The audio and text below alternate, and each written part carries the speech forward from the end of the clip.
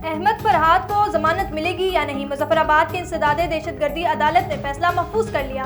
Prosecution نے احمد فرحات کو action committee کے احتجاج میں پرتشدد واقعات کا ماسٹر مائنڈ قرار دے دیا۔ مسلم نے سوشل میڈیا پر اشتعال انگیز اور اداروں کے خلاف نفرت انگیز پوسٹ کی۔ الیکشن کمیشن نے سنی اتحاد میں شمولیت کو غلط قرار نہیں دیا۔ اے سی پی پہلے شمولیت درست مانتا ہے، بعد میں مخصوص نشستیں بھی نہیں دیتا۔ جسٹس منصور علی شاہ کے مخصوص نشستوں سے متعلق کیس میں ریمارکس۔ جسٹس اطہر مین اللہ بولے کہ election commission P T I کو پارلیمانی جماعت ڈکلیئر نہیں کر سکتا تھا، کوئی غلطی بھی ہوئی ہوتی تھی تو کیا تصحیح نہیں کی جا سکتی تھی؟ کوئی بھی جماعت اپنی جیتی ہوئی سیٹوں سے زیادہ کی حقدار نہیں۔ امید ہے سپریم کورٹ سے انصاف ملے گا، ہماری نشستیں ہمیں واپس ملیں گی۔ منسٹر گوہر کی گفتگو، بولے سب جانتے ہیں ہمارے حق پر ڈالا گیا ہے۔ آدھی پارٹی کہتی ہے ٹویٹ ہمارا ہے، آدھی کہتی ہے ہمارا نہیں۔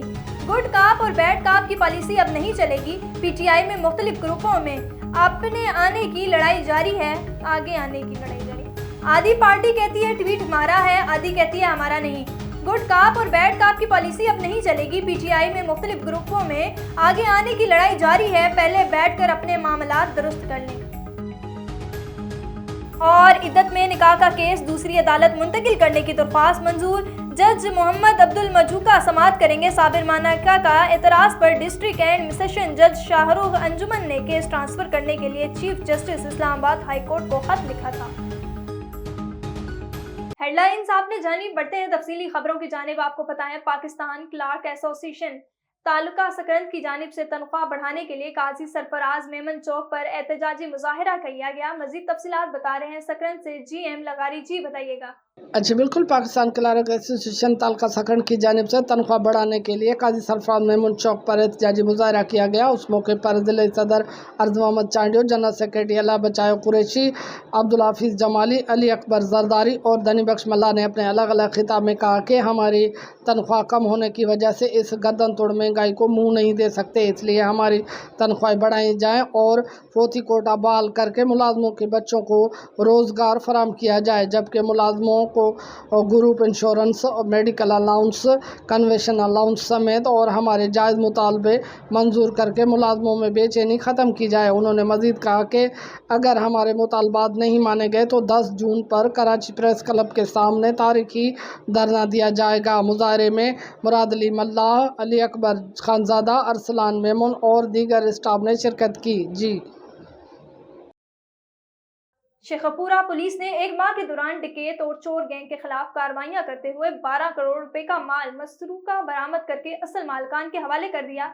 مزید دیکھتے ہیں ہمارے نمائندے عرفان خان دورانی کی رپورٹ میں۔ آئی جی پنجاب کی ہدایت پر ڈی پی او شیخوپورہ بلال ظفر شیخ کی زیر نگرانی ڈکیتی، رازنی اور چوری کے متعدد مقدمات میں متحرک گینگ کو ٹریس کر کے گرفتار کیا۔ ایس پی انویسٹیگیشن نے پریس کانفرنس کرتے ہوئے بتایا کہ 1 کروڑ 65 لاکھ روپے نقدی، 4 تولے طلائی زیور، 8 قیمتی گاڑیاں، 4 ٹریکٹر، 73 موٹر سائیکلیں اور 4 رکشے برآمد کر کے اصل مالکان کے حوالے کر دیے گئے ہیں۔ پولیس نے لا اینڈ آرڈر کے صورتحال کو برقرار رکھنے کے لیے ناجائز اسلحہ رکھنے والوں کے خلاف بھی کریک ڈاؤن کیا ہے۔ 224 پستول، 34 عدد کلاشنکوف سمیت سینکڑوں گولیاں اور بھاری مقدار میں دیگر اسلحہ برآمد کر کے ملزمان کے خلاف قانونی کارروائیاں عمل میں لائی گئی ہیں۔ منشیات فروشوں کے خلاف بھی کریک ڈاؤن کرتے ہوئے بھاری مقدار میں منشیات برآمد کی گئی ہیں۔ ایس پی انویسٹیگیشن کا کہنا تھا کہ مئی کے دوران جو ہماری ریکوریز ہیں وہ ہم آپ سے شیئر کرنا چاہیں گے۔ اس میں جو اس کی مالیت بنتی ہے وہ تو 12 کروڑ روپے سے زیادہ ہے۔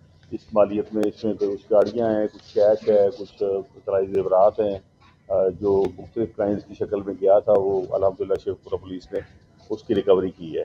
تو جو فردر ڈیٹیلز ہیں وہ ہم آپ کے ساتھ رائٹنگ بھی شیئر کریں گے، لیکن میں آپ کو ویسے پڑھ کے بتا دوں کہ اس میں جو ہم نے 4 کاریں ہیں، ایک ویگو ڈالا ہے، 5 ٹریکٹر ہیں، ہونڈائی گاڑی ہے، اس کے علاوہ 73 موٹر سائیکل ہیں، 73 موٹر سائیکل ہیں جو ہم نے ماہ مئی کے دوران مختلف کیسز میں مختلف تھانوں میں جو ریکور کیے ہیں۔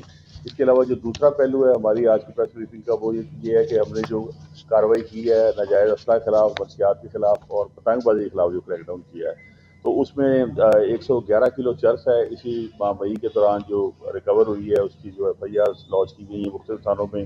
اس کے علاوہ 1000 لیٹر سے زیادہ شراب ہے اور 1000 کے قریب پتنگیں، اور اس کے علاوہ کوئی 26 चरखियाँ और दूसरी जो डोर वगैरह रिकवर हुई है हमारी।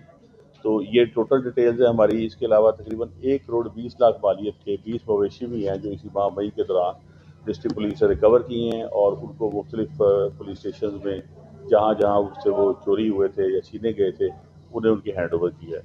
तो फर्दर सारी डिटेल हम राइटिंग शेयर कर लेंगे। ये जो हमारी ब्रीफिंग के हवाले से थी वो मैंने आपको डिटेल शेयर कर दी। इस्लामाबाद की जानिब से ड्रिल इंस्पेक्टर का जेर तरबियत पुलिस अफसर को थप्पड़ मारने की वीडियो वायरल होने पर मुतलका ड्रिल इंस्पेक्टर के खिलाफ कार्रवाई। डीएसपी ब्रांच में कांस्टेबल की जानिब से सीनियर ऑफिसर के गलत रवैये और गलत गालियां देने पर खुदकुशी की कोशिश की। वाक़े को मंजर आम से हटाया जाना सवालिया निशान बन गया। तफसीलात के मुताबिक गुज़श्ता रोज आईजी इस्लामाबाद सैयद अली नासिर रिजवी ने एक वीडियो पर नोटिस ले लिया। इस वीडियो में ड्रिल इंस्पेक्टर ने जेर तरबियत नौजवान को थप्पड़ मारे। इस वाक़े पर आईजी इस्लामाबाद का सख्त रद्द अमल देखने में आया और उन्होंने इस ड्रिल इंस्पेक्टर को फौरी तौर पर मुअत्तल करके लाइन क्लोज कर दिया। इस मौके पर आईजी इस्लामाबाद का ये कहना था कि अपने मातहत अफसरान के साथ ऐसा रवैया हरगिज बर्दाश्त नहीं किया जाएगा। आईजी इस्लामाबाद की गुज़श्ता रोज की डिबंग कार्रवाई के बाद रद्दी की टोकरी से बाहर आकर अपने मुंतकी इंजाम तक पहुंचेगी। न्यूज़ स्टूडियो से फिलहाल इतना ही। मजीद खबरों और अपडेट के लिए देखते रहिए A1 TV। A1 TV, सब पे नजर, अंदर की खबर।